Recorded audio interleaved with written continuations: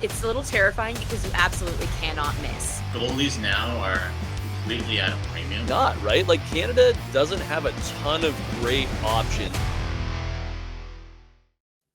What's up, hockey fans? Welcome to the big show. I'm Michael Traikos. With me, as always, is Ryan Kennedy, and it's becoming a regular now.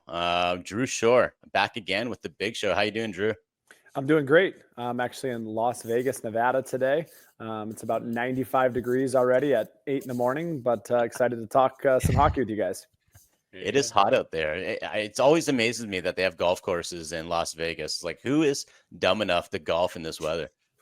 I'm actually not playing golf on this trip, but the answer is me. I've done that. I've done that multiple times. Well, Ryan and I played Top Golf, and I think, Ryan, you won last time we played. So it was literally the best I've ever golfed in my life, and I haven't been golfing in over a decade. It was just a miracle. Well, the thing I love about Top Golf is in Vegas, at least, they have mist machines. So maybe they got to bring those out to the course.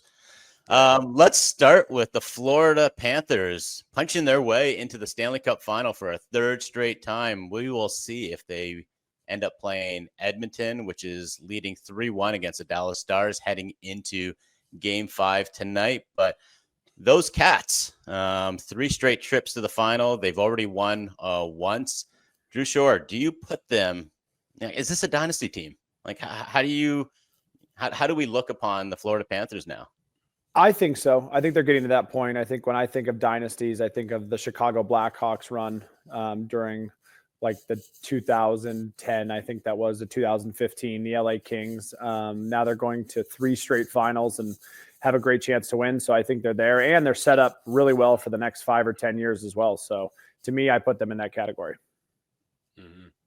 Yeah, I agree. And I would even go so far as to say, like, the last time we saw a team like this was probably the New York Islanders in the 80s, going to 4 straight, or winning 4 straight, I should say, and setting the record for most series wins in a row.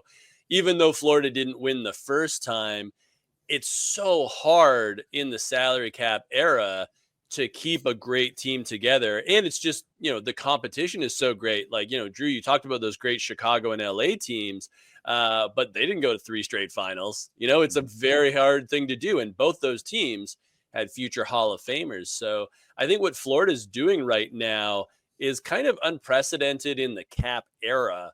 And it'll be very interesting to see, like, do they win this year? Do they get back to the Cup final next year? Like, I remember in the first round, a lot of people thought Tampa Bay was going to beat them out. But this is a Florida team that is just built for these runs. And you think about how they talk about series, they're like, we're prepared to go 7. And it's like, okay, well, you won in 5, so it didn't matter. But like, they just have that mentality that they're in it for the long haul. Yeah, that Tampa team, Ryan, that you mentioned that Florida beat in the first round, they had gone to 3 straight finals. They won back-to-back years. But do we value that team a little differently because a couple of those championships, one happened in the bubble, and it feels like there was an asterisk attached to that one, but. Is this more impressive, less impressive? Full seasons, right? Like, they didn't play full schedules. And I know there was a lot of adversity in being in the bubble. So, I mean, it's a good point about Tampa Bay. It just feels like going the full 82 and, traveling. It's just a little bit more. But that is a good point. I forgot Tampa went 3 in a row. Yeah, I think Tampa, too, in their final one, when they played Colorado and ended up losing, they clearly looked a little bit tired. But Florida seems like they keep even putting new guys in and out of the lineup. They've got guys who are healthy scratched and then come in and score 2 or 3 points. So they don't look like they're showing any signs of being tired or slowing down. Well, the funny thing about the NHL is it's so much a copycat league. Like, when Boston was having that success, it was like, build like Boston. And then when Tampa Bay is having success, or Chicago, it's like, yeah, you need skill. And even if it's on the small side, you're okay. So, you imagine that teams are already looking at the Florida Panthers going, all right, we need a Sam Bennett. We need a Matthew Tkachuk. We need a Brad Marchand. And, we need forget about just a number 1 center. You need a number 1 center who's potentially going to be a Selke Trophy finalist. So, if you're the 31 other teams, like, what are you taking away from this Florida team? And do you sense that, we're going to get bigger and heavier based on what Florida's doing? Yeah, I think so. And I mean, I think you look at how aggressive they've been at the last couple deadlines. I think we've talked about this on previous shows, but some of these contenders who go through the deadline and don't move picks to upgrade their roster is kind of mind blowing to me. And I think that Florida just seems like they have this ability to, I mean, I saw something yesterday. Everyone's like, oh, it's easy for them because there's no taxes and people want to play there. Like, yes, like that is definitely a small advantage. But if you look at the moves that they've made over the last 4 or 5 years, I mean, it's just been remarkable. And hats off to Bill Zito, who I think is a finalist again for GM of the year, and probably comes down to him and Jim Nill for who wins that. Yeah, no, I totally agree. The tax thing is a bit of a red herring for me, because keep in mind, there was a time where agents didn't want their players to even get drafted by Florida. There was a time where they didn't want them to get drafted by Tampa Bay. The organizations at the time were not in a good spot. So it's not just about the taxes. Like, it makes a slight difference, but I think it's more the culture that those teams have built that helped them there. Going back to your question, Mike, I'd also add, like, if you look at Carolina, who are the most effective players in that series against Florida? It was one player I will point out, and he always seems to have a really good playoff, is Jordan Martinook. Big, heavy guy, playoff style, can give you some secondary offense, and can play sort of up and down the lineup. I feel like that's the kind of player that if you can't get an actual Florida Panther in the summer, via free agency or trade, like a guy like Jordan Martinook is the type of player that you would want to go for. Yeah, that's interesting. And you know what? I think a lot of people are being very critical about the Carolina Hurricanes and how, here it is again. They fell short. They don't get past the conference final. It looked like they were going to get swept until they won that pivotal game 4. And that kind of felt like a moral victory, if anything. But, if you're Eric Tulsky, who's the GM of the Carolina Hurricanes, how do you move on from this? Like, do you treat this year as a success, a failure? I thought it was interesting that Rod Brindamore was saying that they lost so many pieces in the summer, and they were even wondering if they were going to be a playoff team. And then they make it to the conference final, and everyone's kind of saying, like, what a disaster season it was for the Canes. So, how do we look upon Carolina's season? I think you look at it as a disappointment. I mean, if you even look back to last summer, they lost Brett Pesce to free agency. They lost Brady Shea to free agency. And I want to make a quick point on Florida because I was drafted there when it was kind of like complete dysfunction. I think I had 3 or 4 coaches and 3 or 4 GMs literally in the 4 years that I was there. But one guy who's not getting talked about enough, I think, is the coach of the Florida Panthers. I mean, they made a bold decision at the time when they brought him in. My brother Nick, actually, who's a huge suitcase, played for like 12 coaches in the NHL. He had told me like 5 years ago, he spent half a season or even a full season with Paul Maurice in Winnipeg and said he was hands down the best coach he ever played for. And I know he's getting talked a lot about, like, because he's pretty funny in the media and some of the stuff that he says, but I don't think enough people are giving him credit for kind of the culture that he's brought. And he's talked a lot about his ability to make like all guys feel important on the team. I think whether that's your Barkov or you're the 14th forward. And I think that the job he's done has been remarkable for me to watch. Yeah, great point. Yeah, I'm a huge Paul Maurice fan, from my days covering him with the, first with the Toronto Marlies. People forget that he was with the Marlies because he was, deemed the successor to Pat Quinn. So he was kind of biding his time there. But then with the Leafs, and, it was short-lived. And you look at those Leaf teams and you're going, yeah, that's why it was short-lived. Like, their best player at the time, I think, was Jason Blake. So, good luck trying to win a championship with, a roster where you don't have any superstars. But one team that does have a lot of superstars, guys, Edmonton Oilers. And it's the superstars who have been leading the charge here. They're going to have to continue to do that heavy lifting because Edmonton, now without Zach Hyman for the duration of the playoffs, huge blow for the Oilers for everything Hyman brings, especially if we're going to look ahead and say, okay, if Edmonton makes it to the final again, they're going to be playing a big, nasty Florida team. And now you don't have a Zach Hyman who's going to be parking himself in front of the net. How big of a loss is this, Ryan? Is this one that the Edmonton Oilers can overcome? And if so, who are you looking at to kind of take Hyman's minutes? Yeah, it's a tough loss. And I think that, they can probably survive. They need one win against Dallas, right? I think they can survive that. The problem comes when you get to the final. Now, the only sort of silver lining is, Matthias Ekholm. Like, if you get him back at full capacity, then, he's a defenseman, but I mean, he will help in different ways to elevate your squad. I'm looking right now at Corey Perry as somebody that can step up where, he has so much experience. We know he's a physical guy. We know he can put the puck in the net. He's been great for the playoffs already for them. Hyman's he's a big loss, no doubt about it. But I do think that, they have a guy that can step up. And I'm also thinking too, like, we talked about him on the show before, but Vasily Podkolzin, I'm not saying you put him on that line, but if Corey Perry moves up and you put Podkolzin if you get him a couple more minutes up and down the lineup, then that's, again, the sort of player that you need, especially if you're going up against Florida, where you're going to have to go like hit for hit with them, and you're going to have to absorb a lot of contact. Podkolzin is the sort of player that I think can do that. Hey, Drew, what do you think? Because, obviously Corey Perry, I don't know if he can play top line minutes though, Ryan. That's the only thing. Like, he's only been averaging like 13, I think, in these playoffs. The other guy is Connor Brown. If he's healthy, I know he missed game 4. He's questionable. Like, he's another guy that I would have no problems, especially he's got a history playing with Connor McDavid back in Erie. The other guy, am I crazy to think Trent Frederick is a guy that could play up and down your lineup and, maybe he gets an elevated role? No, I don't think you're crazy. I think that Connor Brown, like you said, depending on his health, is a guy who in his career has shown the ability to play with skilled guys.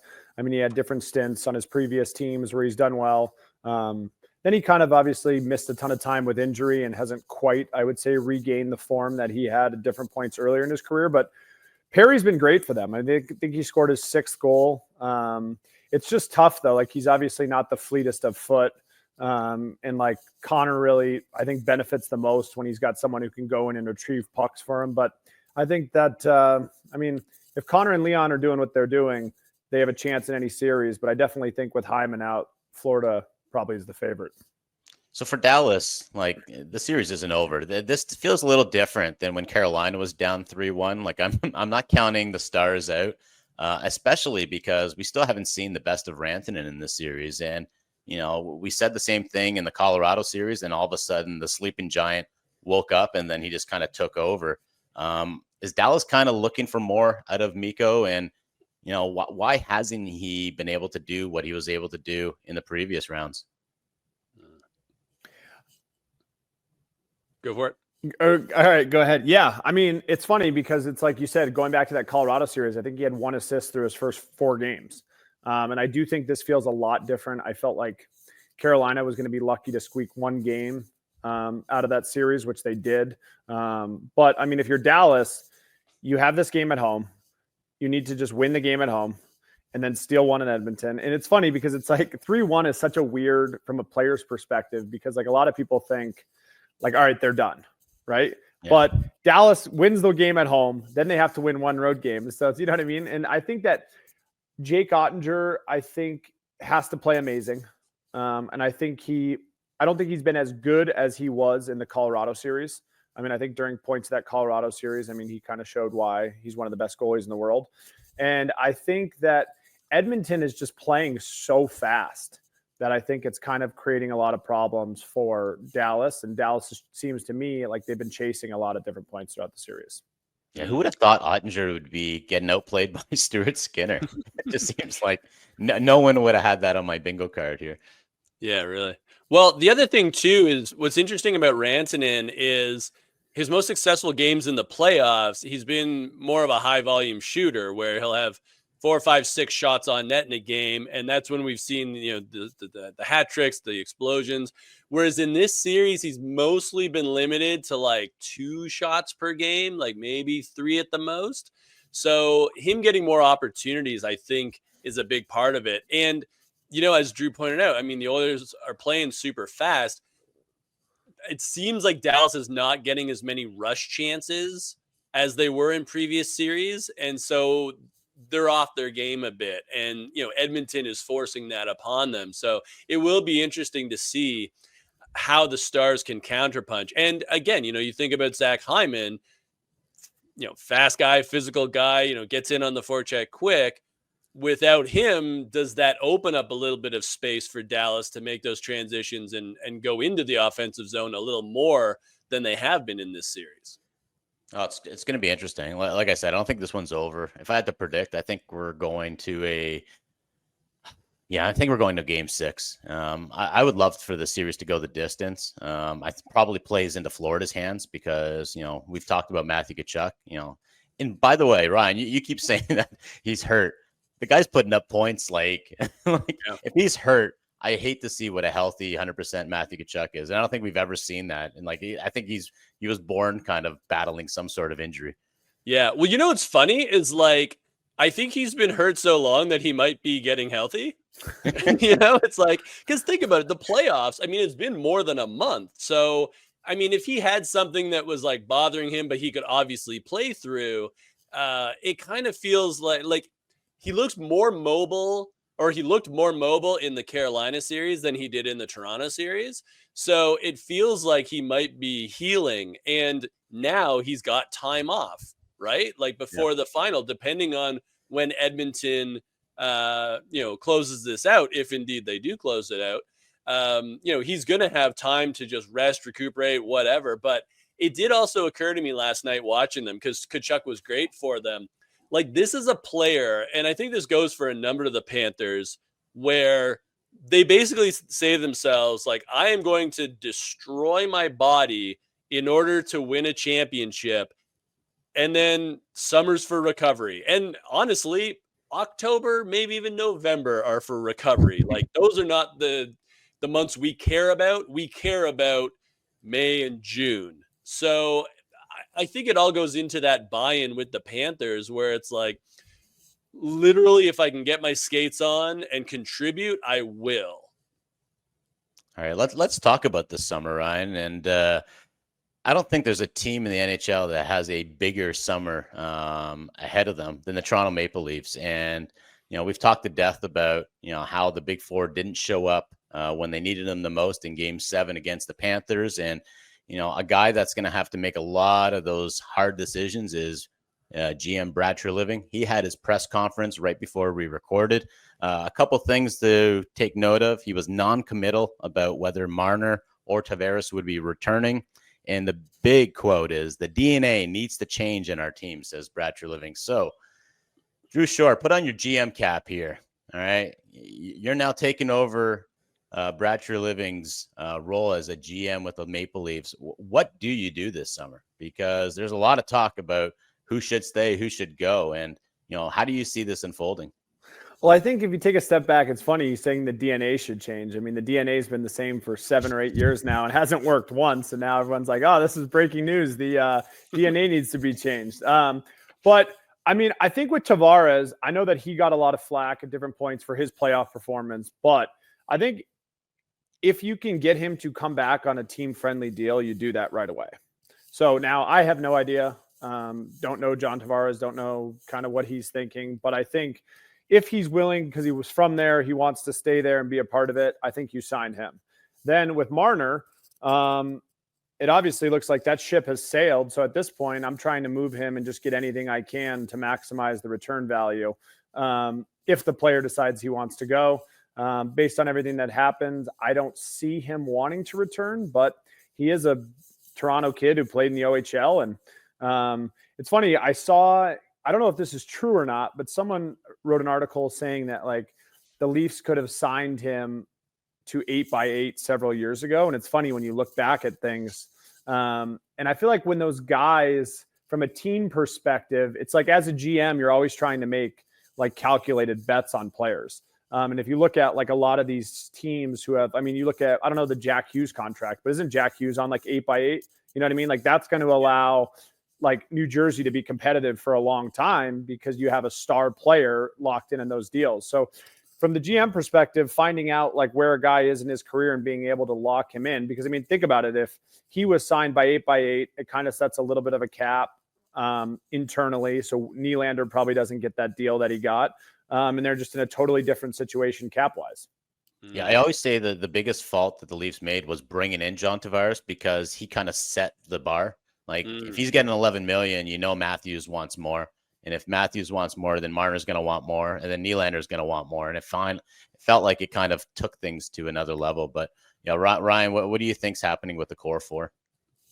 Well, yeah, it does feel like Marner's probably on his way out now. We're already hearing rumors about Vegas. So, Drew, if you see him out there, let us know. But I guess that would be tampering because he's still technically under contract.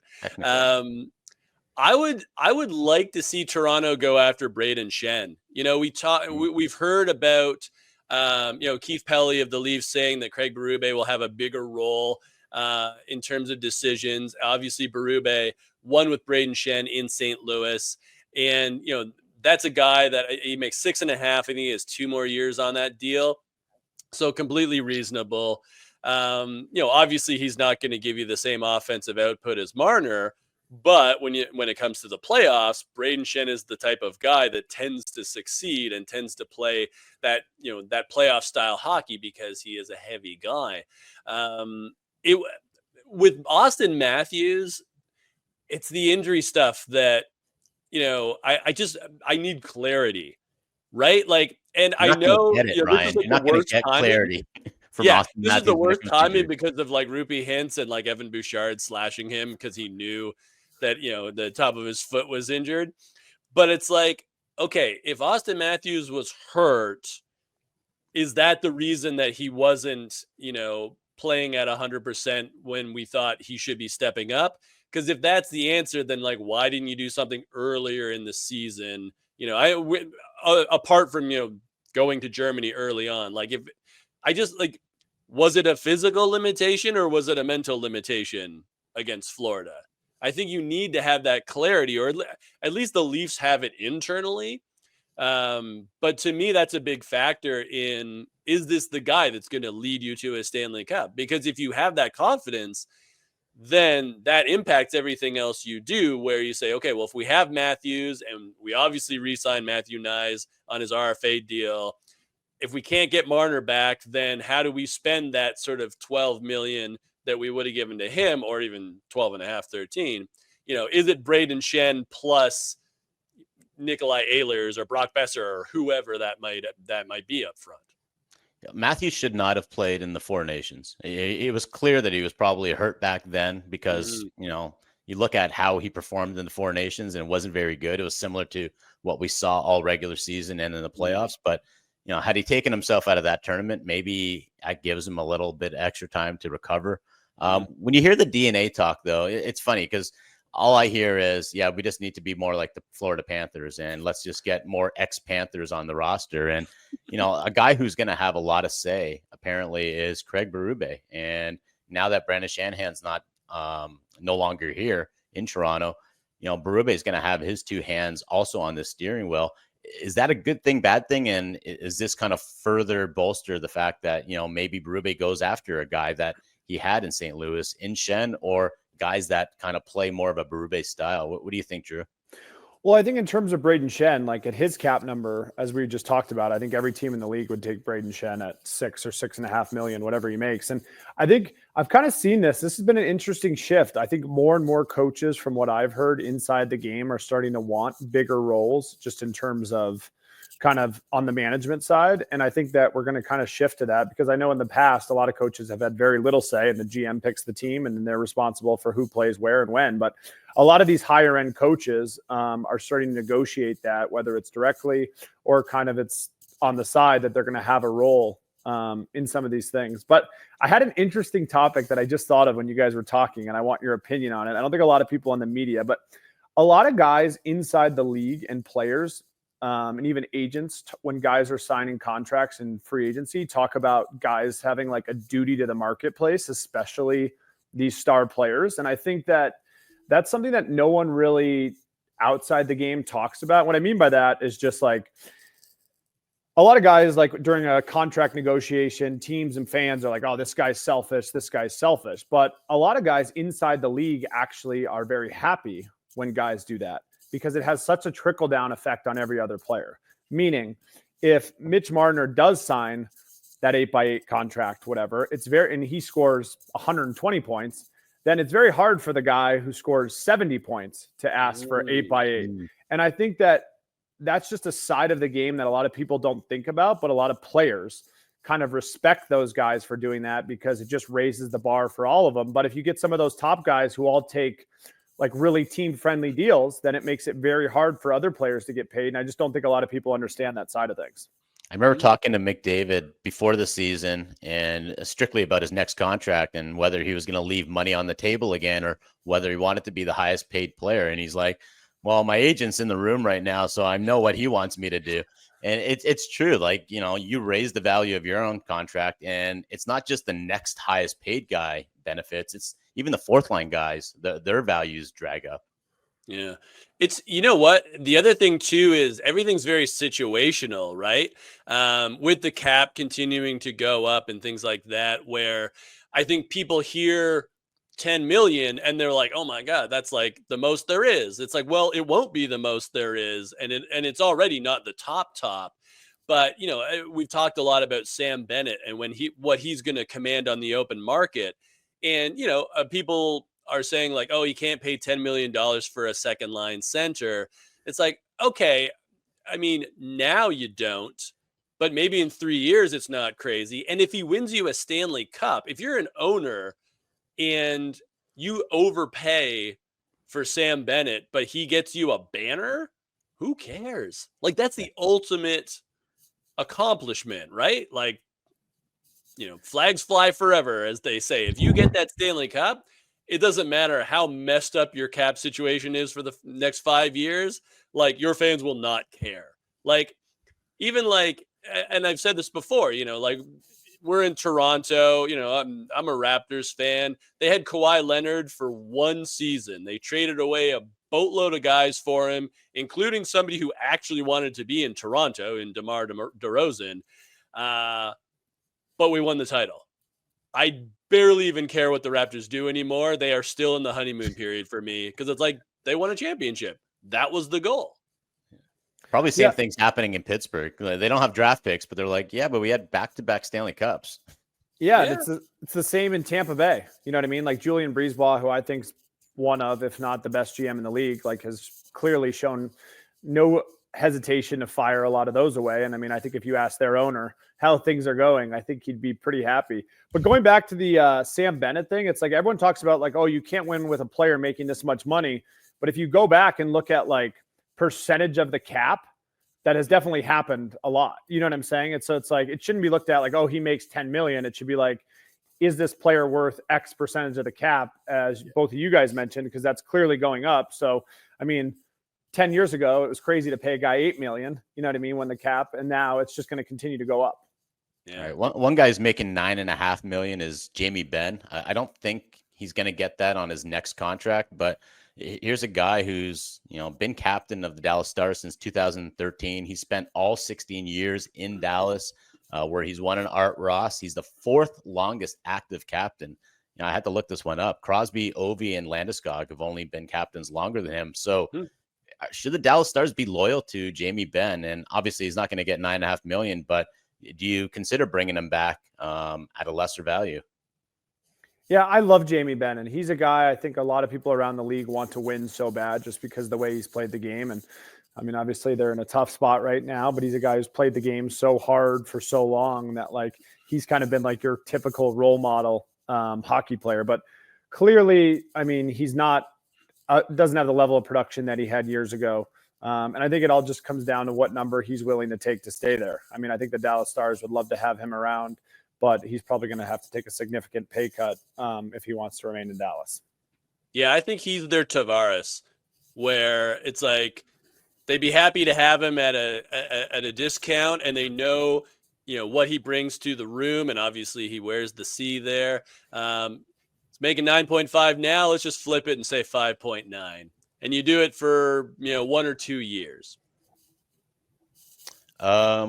Another decision maker this summer is Matthew Darche. Comes in as the New York Islanders GM.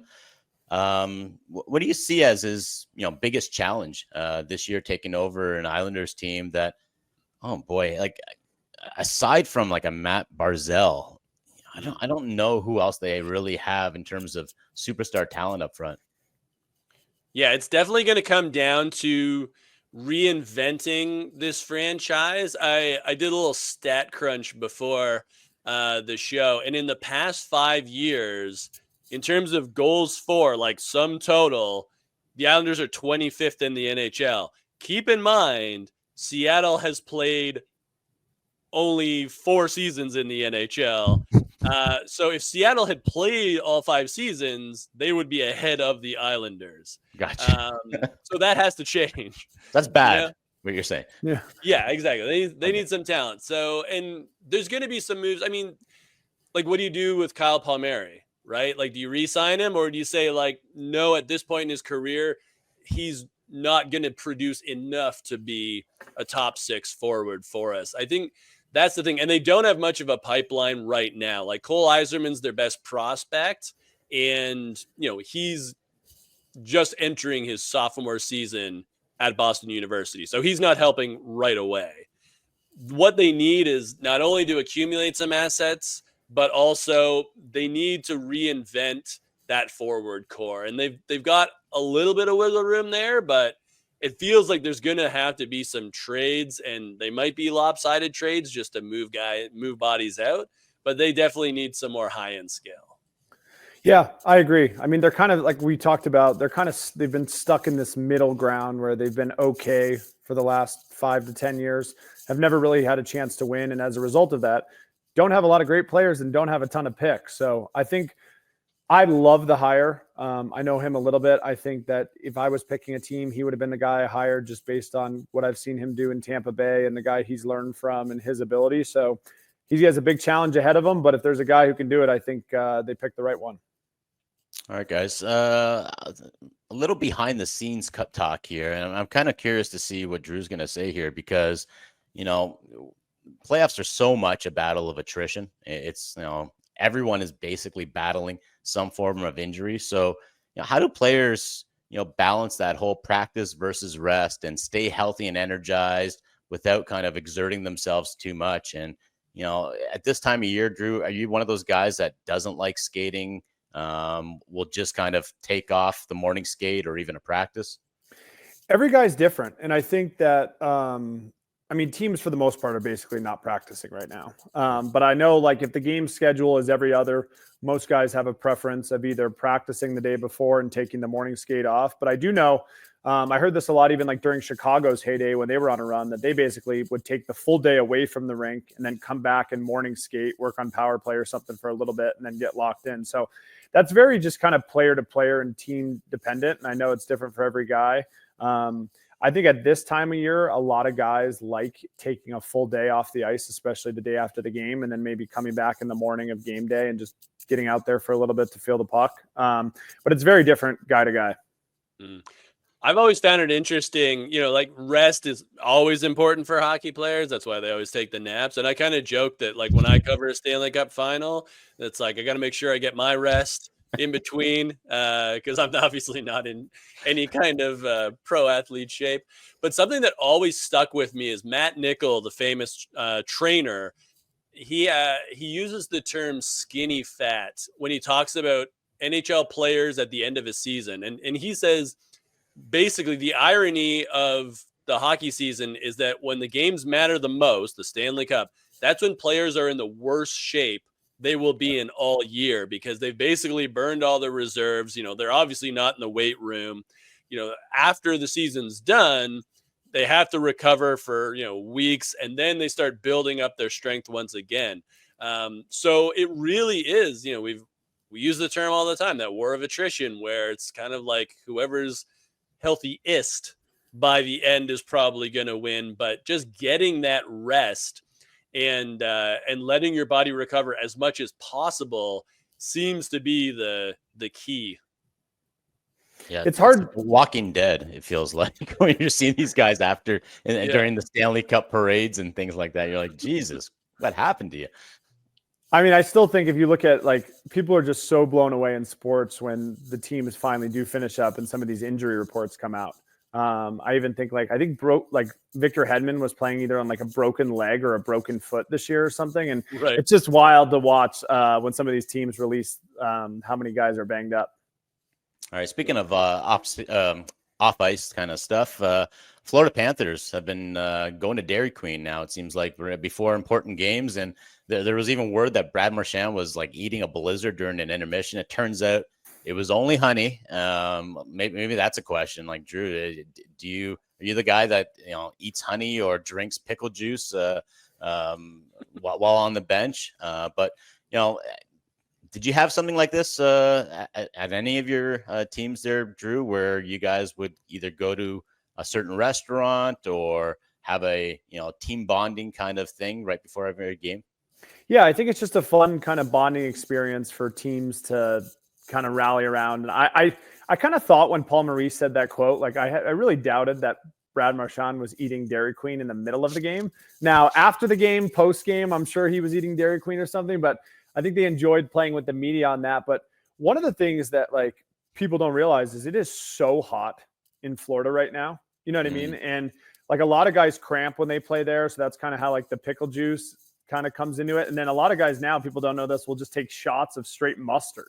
And I have no idea on the scientific why that works. I've tried that because sometimes when I was playing in Switzerland, in August, it was kind of as hot as it was in Florida. But that's an interesting one that a lot of people don't know about either. But yeah, guys will literally just take those mustard packs and just eat it straight up. Insanity. Ryan, how much pickle juice are you drinking these days? I hate pickles. I steer away clear from that. Yeah, I can't do any of that. Luckily, I always get my sodium and my sugar, whether it's, my Popeyes or my Dr. Pepper. I always make sure I get all my calories on the road, usually 2 or 3 times the amount that I probably actually need. But yeah, especially during the Stanley Cup final, a lot of the rinks have great press box snacks. Mike, you know this. I would say one of the better ones is Tampa Bay will do chicken fingers, I think sort of either first or second intermission. And that's when you really need it, especially if games are going to overtime. You got to make sure that you get all the important junk food that a reporter needs to do their job. I don't know if this counts, but on the road, I've been known to have a pickleback, which is just a shot of whiskey and then a shot of pickle juice as a chaser. Just throwing that out there, Drew, in case you want to try it out when you're in Vegas. I have not tried that, but all right. All right. On that note, the big show is presented not by Pickles, but by Sticks.com. Why break the bank on hockey sticks when you can get pro-level composite sticks without the pro price tag at Sticks.com? That is STIX.com. Head over right now and gear up. And with that, we go to our final segment, Ryan's favorite segment, the rapid fire. Let's start off with the Mem Cup. And Drew, I know, being an NCAA guy, the Mem Cup is not as big. By the way, NCAA versus Major Junior. It feels like this is always a talking point in dressing rooms. I remember Nazem Kadri almost coming to blows with another player. I think it was Bozak, about whether the London Knights could have beaten Denver in a winner takes all. Does that ever happen? When you're in your teams, did you guys ever get those kind of, oh man, my NCAA team was way better than your major junior team? Yeah, guys talked about that a lot, but I mean, the average age on the NCAA team now is 23 versus 17. So yeah, it's not really fair in terms of that. I mean, and now things are even crazier because guys are playing in both. So I definitely think the college teams would win, but I mean, they're also 6 years older, and it's a little bit of a different from an experience standpoint. Yeah. All right. So Ryan, let's predict this Mem Cup semifinal. We've got London versus Moncton. Medicine Hat is waiting in the final. The host team, Rimouski, hasn't won a game and they're already out. So who do we think is going to be playing the Tigers in the final? I think it's going to be London. They're just such an experienced team. They've already beat Moncton, and it was in overtime, but the Wildcats goalie, kind of stood on his head. So I think it will be London, but I also think that Medicine Hat will ultimately win it because I can just see Gavin McKenna having one of those statement games, kind of similar to like Nathan McKinnon when he beat Seth Jones and the Portland Winterhawks in the Memorial Cup final. I think McKinnon had a hat trick that night, but he really kind of put a stamp on the season there. And I think Gavin McKenna will do the same for the Tigers. How about you, Drew? London or Moncton? Who do you got? I've barely been watching it, but I would take London. It seems like London wins a lot. So I'm going to take London on this. But it's just been fun. I mean, I just haven't really been watching this, but I mean, you see those Gavin McKenna highlights, and I mean, they're remarkable. He's obviously going to be a great player. Yeah, I'm going to keep it. Let's go, all three of us. Let's say London against Medicine Hat, and I think London takes the whole thing. It's such a championship winning franchise there. Question 2. Mitch Marner or Sam Bennett, who will be the main target come free agency? And just to remind you, Marner went down like a choking dog in the second round, and Sam Bennett now leads the entire playoffs in goals. I think Marner gets higher dollar amount offers. Sam Bennett gets more offers. I think Marner gets more offers because I think Florida locks Bennett up before he hits market. Oh, you think, eh? Yeah. I actually, that was a great point. I agree. I don't think we see Sam Bennett reach free agency. It's not fun, but it's probably what will happen. If that happens, then Toronto's just kind of, they're just sitting at home going, who's the next best guy now? All right, Nikolai Ehlers. You'll change the DNA. Yeah. Question 3. Have Corey Perry and Brad Marchand changed how we view veteran free agents? Both guys are heading to market along with Claude Giroux, Matt Duchene, Jamie Benn. But Perry and Marchand have been outstanding in these playoffs. So, our team's looking at this, and should they, think about grabbing an old timer come playoff time? Yes, I think so. They've both been great. A point I make a lot that some people disagree with, but I don't think these teams get in trouble when they overpay their star players. I think that when teams overpay depth guys, because there's so many players in the league now who are capable, like those guys, of having big impacts on lower AAV contracts. So I think that they've been remarkable. And I can't believe Corey Perry's got 6 goals. He's 40. You know what I mean? It's wild what they're doing, and it's fun to watch. Yeah. I think that they change it, but you do have to be careful because I think it's a particular kind of player. And if you look at Corey Perry and Brad Marchand, both won Stanley Cups earlier in their careers and, have gone on other long runs. So they know what it takes to win, and they've seen it all. Not every veteran can say that. Yeah, and you got to think, the role that Marchand was brought in was not to play on the top line. At times he's been on the third line. Corey Perry's been on your fourth line. So it's not like you're getting these guys and saying, hey, 40-year-old Corey Perry, lead my offense. It's play 20 minutes. Yeah, so. Paul Maurice reportedly told Rod Brindamore that, and he also told Craig Berube this, that coaches do not belong in the handshake line. He thinks it should just be the players. Agree or disagree? I actually disagree. I don't know why. I think that, like I said, I'm a huge Paul Maurice fan, but I don't agree with this take. I just think that, I don't know, a lot of these coaches either coached one player on one team at certain points, maybe want to say something to them. I get they didn't play in the game, but I kind of like them going to the handshake line. Yeah, I agree with Drew and disagree with Paul Maurice. And I listened to Maurice's explanation. He was saying, it's about the players and they're the ones that were going to battle with each other. But I would think that they would appreciate just a quick word from the opposing coach who would say hey, go get him next round, or, hey, you were amazing against us, that sort of thing. And it doesn't have to be the whole coaching staff, because he was saying there's a bunch of guys that they don't know. And it's the trainer doesn't need to shake their hands or whatever. But the head coach, I think, is nice. And maybe, the associate coaches. Yeah, I think times have changed. I think Paul Maurice is as big of a star as some of the players on the Panthers now. Fair. Yeah. So I agree with both of you. Disagree with Paul Maurice. Sorry, Paul. Last question. Florida Panthers did not touch the Prince of Wales trophy again. They didn't. Apparently, they touched it when they lost to Vegas, and then they didn't touch it when they beat Edmonton last year. Are you superstitious? And Drew, what's the craziest superstition that you've seen amongst a teammate? Oof, that's a tough question because I had so many teammates. I mean, if I'm the Florida Panthers, I just keep doing what I'm doing. But I mean, there's so many things from how guys. This was an interesting one, but Jimmy Hayes was a good friend of mine, and he would base his coffee order on the team we were playing. So if it was like a super skilled game that we had to play, like if we were playing the Tampa Bay Lightning, he would go to Starbucks and get like a vanilla frappuccino. And if we were playing like the Columbus Blue Jackets, he would go to like the gas station and drink straight black coffee. So he really changed up his order, but I always enjoyed everyone would always have a fun asking him where he went and what his coffee order was. But guys are very superstitious. I mean, I like to wear the same suits if things were going good, kind of have the same routine. And it's interesting how it works. Right on. Ryan, do you have any superstitions when you're riding? Or, when I'm riding? Do you remember any? Do you remember any from any players that you've talked to? Anything that stands out? Well, the best story ever, this was in the hockey news, real quick. Apparently, back in the day, reporters were allowed in the dressing room before games.